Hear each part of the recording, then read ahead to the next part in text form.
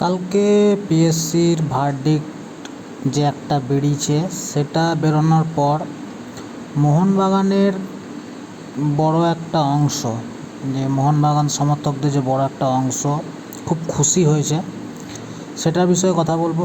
এছাড়াও আজকে সকাল থেকে ইউটিউবে যত রকমের ভিডিও দেখেছি তাতে বিভিন্ন রকমের যেসব মতামত শেয়ার করা হয়েছে সেটা নিয়ে কথা বলবো। আর আরেকটা জিনিস যেটা সব সময়ের জন্য আলোচনা চলছে, যে সঞ্জীব গোয়েঙ্কা সুইট ছেলে বললেও আনোয়ারের পা থেকে নাকি বল কেড়ে নিতে চেয়েছে মোহনবাগান। তো এটারও উত্তর আমি আজকে এই ভিডিওতে দিয়ে দেবো। সেই সাথে এই ভার্ডিক্টের পর এই যে এতদিন থেকে যে ওয়ারটা চলছিল মোহনবাগান, দিল্লি এফসি, ইস্টবেঙ্গলকেও পার্টি করা হয়েছিল, তার মধ্যে আসলে কে জয়লাভ করলো, যেটা এখন ইস্টবেঙ্গল সমর্থকরা বলছে যে তারা এই লড়াইয়ে মোহনবাগানের সঙ্গে জিতেছে। আসলেই কি ইস্টবেঙ্গল জিতেছে, নাকি মোহনবাগান জিতেছে, নাকি দিল্লি এফসি জিতেছে? এই সব কোশ্চেনের অ্যান্সার আজকের ভিডিওতে আমি আপনাদের দিয়ে দেবো। তো শুরু করা যাক প্রথম যে বিষয়টা নিয়ে। সে বিষয়টা হচ্ছে, প্রথমে যে আমি আজকে অনেকগুলো ইউটিউবার যাদের ভিডিও দেখছিলাম, তো তারা অ্যাটাক করতে করতে করতে করতে একটা লিমিট ক্রস করে ফেলেছে, যেটার মধ্যে হচ্ছে যে দেবাশিস দত্তর নাকি অহংকার বেড়ে গিয়েছিল, যার জন্যে আজকে আনোয়ার আলীকে অন্য ক্লাবে চলে যেতে হয়েছে। তো আমি এই বিষয়টা ক্লিয়ার করে দিতে চাই যে দেখুন, দেবাশিস দত্তর অহংকারের জন্যেই যে আনোয়ারকে ক্লাব ছাড়তে হয়েছে সেটা নয়। আসলে ব্যাপার হচ্ছে, আইএসএলে একটা টিম গঠন করতে গেলে একটা স্যালারি ক্যাপের ব্যাপার থাকে। তো সেই স্যালারি ক্যাপের জায়গাটায় মোহনবাগান অলরেডি ফুলফিল হয়ে আছে। এবার আনলিমিটেড স্যালারি দিয়ে যে দুটো প্লেয়ার কেনা যায়, সেখানে মোহনবাগান অলরেডি আপুইয়া এবং জেমি ম্যাকলারেনকে কিনে নিয়েছে।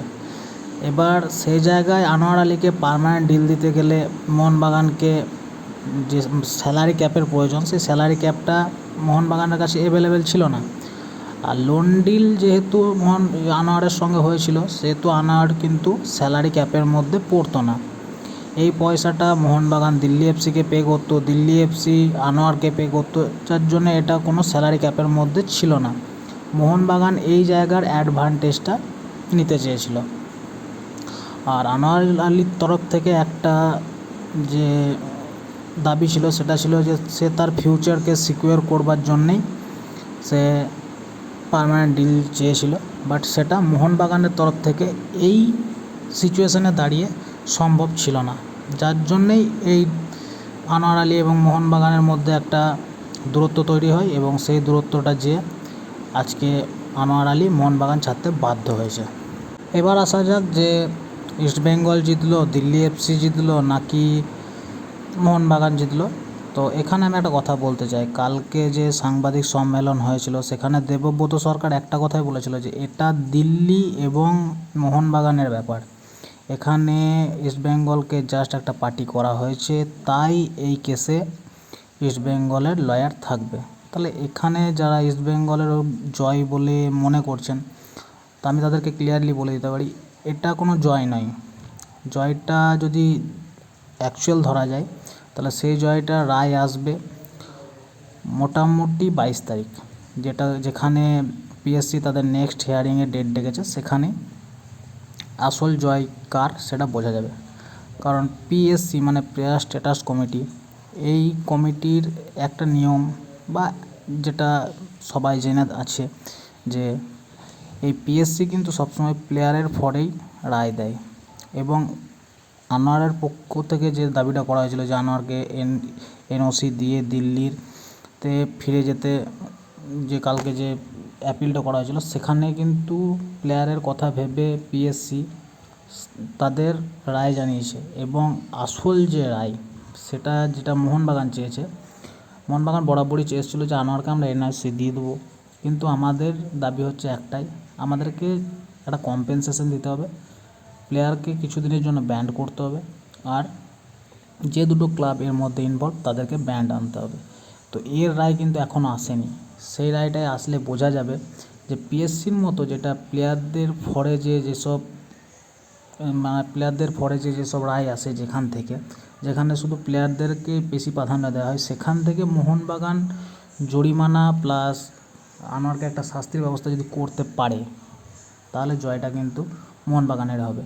আর মোহনবাগান কখনোই চায়নি যে আনোয়ার অনিচ্ছাকৃতকালীন মোহনবাগানে খেলুক। সেটা মোহনবাগান ফার্স্ট হিয়ারিং থেকে বলে দিয়েছিল যে আমাদের কাছে যদি আনোয়ার এনওসি চায় আমরা এনওসি দিতে রাজি আছি, কিন্তু আমাদের যে ক্ষয়ক্ষতি হয়েছে সেই ক্ষয়ক্ষতির যে কম্পেনসেশন সেটা কে দেবে। এটা ঠিক হয়ে গেলে মোহনবাগান তৎকালীন আনোয়ারকে এনওসি দিয়ে দিত। এখন দেখার বিষয় 22 তারিখ যে আসল জয়টা কে পেল। তৃতীয় যে কোশ্চেনটা, যে আনোয়ারকে সুইট ছেলে বলার পর তার বল নাকি তার পা থেকে কেড়ে নেওয়া একটা বন্দোবস্ত মোহনবাগান করেছে। তো আজকে আমি একটা কথা বলতে চাই। ধরুন ইস্ট বেঙ্গলের একটা প্লেয়ার আছে, যেমন ওরা এই সিজনে জিকসনের সঙ্গে একটা কন্ট্যাক্ট করেছে। এবার ধরুন পরের সিজনই দেখা গেল যে এই সিজন জিকসন সব কিছু ফেসিলিটি পেলো, গেম টাইম সব কিছু পেলো, কিন্তু মানে আনজাস্টভাবে পরের সিজন মোহনবাগান থেকে বড় অফার পেয়ে ইস্টবেঙ্গলকে প্রেসার ক্রিয়েট করে সে বেরিয়ে যেতে বাধ্য করলো ইস্টবেঙ্গল থেকে। ইস্টবেঙ্গল কি চাইবে না যে তাদের চুক্তির ভ্যালিডের মানে চুক্তির যে একটা মর্যাদা, সেই মর্যাদা অনুযায়ী সে প্লেয়ার যখন তাদের সঙ্গে বেইমানি করে বেরিয়ে যাচ্ছে তার একটা শাস্তি হোক? তাহলে সেই চুক্তিটারই বা বৈধতা কিসের? যদি সে এভাবে বেরিয়ে যেতে চায় তাহলে সেই চুক্তিতে তো কোনো বৈধতাই নেই। এআইএফএফ যে এতগুলো শর্তর মাধ্যম দিয়ে প্লেয়ারদেরকে চুক্তিবদ্ধ করায়, সেই চুক্তির একটা কোনো গুরুত্ব নেই। সে যখন যে কোনো ক্লাব থেকে যেরকম খুশিভাবে বেরিয়ে যেতে পারে, তাহলে সেই চুক্তিটা করাবার মানে কী হয়? এর জন্যই তো মোহনবাগান চাইছে যে আনোয়ার যে ভুলটা করেছে সেই জন্য একটা কমপক্ষে একটা শাস্তি হোক, যাতে এই চুক্তি ভাঙার ক্ষেত্রে অন্য কোনো প্লেয়ার এরকম করবার আগে দুবার ভাবে। এটার মানে এই নয় যে মোহনবাগান চাইছে আনোয়ারের পা থেকে বল কেড়ে নিতে। মোহনবাগানের সাথে আনোয়ার যেটা করছে সেটা অবৈধ, সেটা কিন্তু পিএসসিও জানিয়েছে, কিন্তু সেই অবৈধ কাজের জন্য তাকে তো একটা শাস্তি পেতে হবে।